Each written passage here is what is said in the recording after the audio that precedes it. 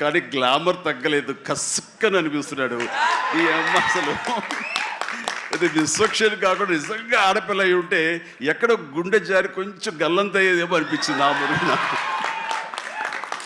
అంత గ్లామర్గా ఉన్నాడు. నేను చేశాను ఆ సినిమాలో, తర్వాత నరేష్ చేశాడు, అలాగే రాజేంద్ర ప్రసాద్ గారు ఇంకో సినిమాలో చేశారు. ఇవన్నీ కూడా బాగా ఆడినాయి. ఇందాక ఆయన చెప్పినట్టుగా, మన అనిల్ రావిపూడి గారు చెప్పినట్టుగా అన్నీ కూడా మంచి హిట్స్ అయినాయి. ఈ సినిమా కూడా ఖచ్చితంగా హిట్ అవుతుంది. అది హిట్ అవ్వాలని కోరుకుంటున్నాను. హిట్ గ్యారంటీ ఈ సినిమాని.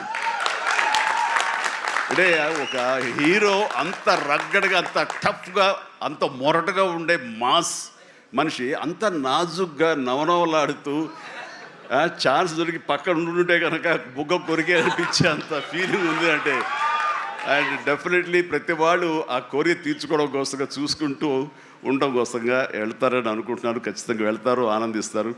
అండ్ విశ్వక్షేణ్ అటు మాస్గా చేశాడు,